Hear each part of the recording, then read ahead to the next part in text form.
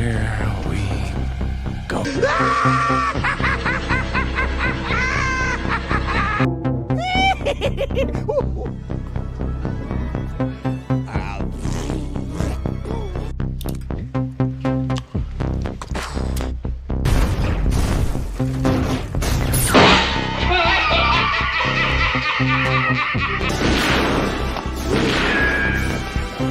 Is like gravity. All it takes is a little push.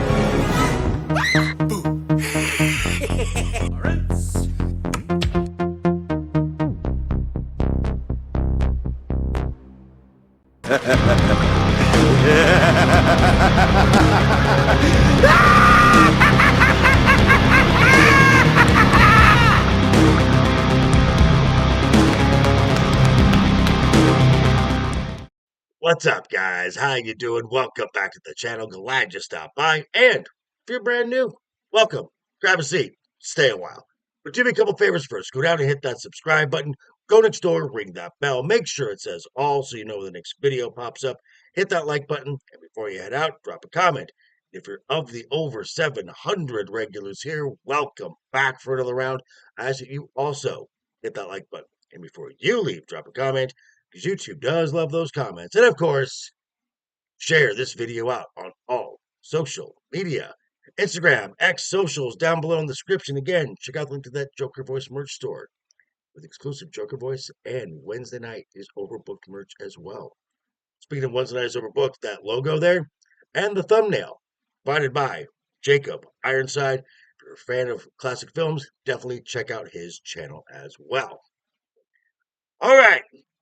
This weekend, we have Money in the Bank. This will be the 15th time that this show will be held since 2010, when it became its own individual premium live event. Now, aside from the signature men's and women's ladder matches, there will be some matches on the card. So let's take a look at all of this, get some predictions in, along with who I think is walking out of Los Angeles, Mr. and Ms. Money in the Bank. Here we go. Here we go. Okay, so as of the time of this recording for this event, there are only 4 matches set. We might still get a fifth. We still have Friday Night SmackDown, so we will see. But one of the matches that is already set is a revisit from Backlash, and that is the Women's Intercontinental Champion, Lyra Valkyria, defending her title against Becky Lynch. Now, it seems that the Becky Lynch heel experiment is working, as we're getting a lot more passion, a lot more personality from Lyra Valkyria, and she's getting more and more over with the WWE audience. Now, this will give her that babyface chase that she's going to need, because the outcome of this match, winner and new Women's Intercontinental Champion, Becky Lynch. That's fair. Now, this match should close out the show, as we have the World Heavyweight Champion Jey Uso teaming with Cody Rhodes versus the WWE Champion John Cena teaming up with Logan Paul. Oh, goody. A match I'm really not excited about at all. I mean, it makes sense pairing John Cena with Logan Paul, one of the most hated characters from the WWE audience, just to add more heel heat to him, and pairing Cody Rhodes while having a triumphant return at Saturday night's main event, pairing him with Jey Uso, the most over babyface, is just going to give more love, and this will add to it for more storylines down the road. Of the 4, John Cena is the weak link here, as it's becoming more and more apparent just how limited in ring he is. Nonetheless, this is a fairly predictable outcome. Jey Uso and Cody pick up the win as we move closer and closer to the inevitable John Cena, Cody Rhodes rematch. Yeah, I can see that. Now, when it came to the Money in the Bank ladder matches last year, Drew McIntyre and Tiffany Stratton, those were fairly easy to predict. This year, not so much. Let's start with the men's side first, as we have LA Knight, Penta, Andrade, Solo Sikoa, Seth Rollins, and a surprise qualifying for the last spot from Monday Night Raw, El Grande Americano. So I'm going to look at who I think has absolutely no chance of winning first and just work backwards. Now, granted, these two are going to be entertaining as all hell, and they're going to put on some amazing spots. But do I see El Idolo, Andrade, or Cero, Miedo, Penta climbing the ladder and grabbing the money in the bank briefcase? Nope. What about Chad Gable? Sorry, El Grande Americano or Solo Sokoa? Do I see either of them winning money in the bank? Yeah, not so much. Now, that leaves two left. Now, while Seth Rollins does make sense in what he's planning to do in the top story over on Raw Takeover, the fact that he kept CM Punk from qualifying almost guarantees CM Punk is not going to take this line down, and CM Punk is going to thwart Seth Rollins' plans, which leaves the only choice left, and that is the megastar, L.A. Knight. If for nothing else down the road, challenge for the World Heavyweight Championship and move over to Raw, as on SmackDown, there's absolutely nothing left for him creatively on Friday night. Well, you're not wrong.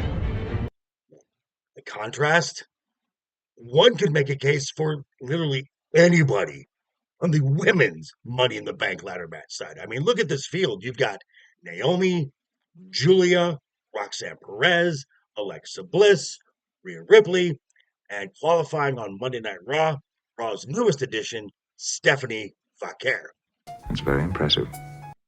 In a word, stacked. Now, we're going to do the same thing with the guys here. So, sorry for all of you Rhea Ripley stands out there, but Mommy in the Bank, not seeing it. Simply for the fact that she's Rhea Bloody Ripley. She doesn't need a shortcut like Money in the Bank to be in the title picture, so not seeing it. Now, while the thought of Alexa Bliss being the first ever women's two-time Money in the Bank winner is very appealing, her story lies on a different path, as the same could also be said for the beautiful madness, Julia. That makes sense. Now, would we see, this might be interesting, just to stir up some drama that is the Judgment Day, could we see Roxanne Perez grabbing Money in the Bank and flaunting the briefcase in and around the clubhouse just to annoy Liv Morgan? Yeah, it's a possibility. Now, it's no secret that the WWE sees great, massive value in Chimera, Stephanie, Hair. Could they just even further strap the rocket onto her and have her win Money in the Bank, cash in, and become a very quick WWE Women's Champion? Absolutely. But it's not going to be this time. This time will come. So that leaves the most experienced member of this field, and that is Naomi, who will be appearing in her fifth Money in the Bank ladder match. Finally gets the win, and gonna get that new thing, the themed briefcase. Can you imagine the caution tape themed briefcase? I mean, I can see it because we all know how much the WWE loves to merchandise pretty much anything and everything. That is true. But these are just my thoughts. For everyone's predictions, be sure to tune in tonight, 6 p.m. Pacific time, this channel, as me and the guys discuss this and a whole lot more. Talking about Wednesday night is overbooked. But yeah, thanks for stopping by, folks. Again, quick reminder before you head out the door, hit that subscribe button, ring that bell if you liked the video, give it a thumbs up. If you didn't like the video, hey, thanks for sticking around this long. I appreciate it. We'll see you folks all very soon. Hope you're having a great week. Have a wonderful rest of the week ahead of you. Always have fun. Keep talking. Keep smiling. And until next time.